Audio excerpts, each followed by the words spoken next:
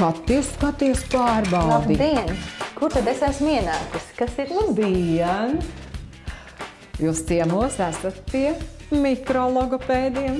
Parasti jau kā ir, bērns iet vingro, bērns iet uz attīstošām nodarbībām, viņš iemācās daudz gudras lietiņas, bet aizmirst runāt. Mikrologopēds strādā ar bērniem praktiski no 3 nedēļu vecuma līdz gada vecumam. Pēc tam jau ir otrs vecums, kuram atkal ir specifika, kad ir no gadiņa līdz 2 gadiem. Katra māmiņa savam mazulim vēl visu to labāko, un sēžot mājās, man pietrūkst ideja, droši vien kā citām māmiņām arī, kā spēlēties ar mazuli, kurš vēl ir maziņš, viņam ir tikai gads un kurš vēl nerunā. Un tā mēs arī atnācām līdz mikrologopēdam, lai uzzinātu, kā var mājās spēlējoties ar bērnu, veicināt viņa attīstību un rūpēties par viņu. Katrā vecumā bērniņam ir savi uzdevumi, lai viņš varētu iemācīties runāt. Tieši zīdaiņu vecumā, ja bērnam nodrošina visas vajadzības, viņš iemācās runāt pats. Pirmais ir runas, redzes, uzmanība. Ja jūs runājat ar bērniņu, svarīgi, lai viņš varētu skatīties uz jūsu seju. Tātad tad viņš redz acis, teiksim, mutes stāvokli.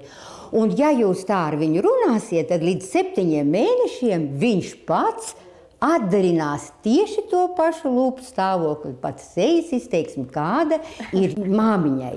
Tā kā līdz 7 mēnešiem svarīga runas redzes uzmanība.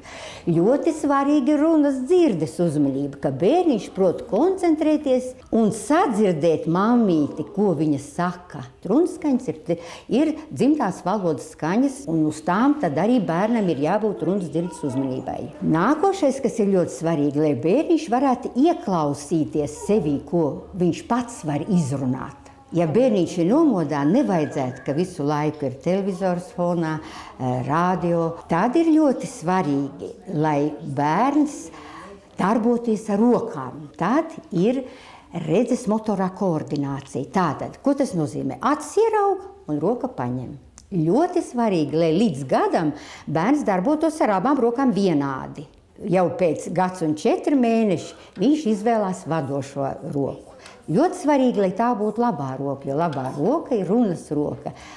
Bērns strādās ar labo roku, viņam kustēsies labās rokas pirkstiņi, un viņam būs vieglāk parunāt. Ir sarežģīti gadījumi gan 2-gadīgam, gan 3-gadīgam bērnam, kur viens pats logopēds nevar tikt skaidrībā, kā labāk tam bērnam palīdzēt. Un līdz ar to, ārsts piedāvā tādu pakalpojumu, kā ir konsultatīvā padome, kur logopēds uzaicina to speciālistu, kurš vēl varētu piedalīties šī bērna apskatē un izdomāt, kā viņam labāk palīdzēt.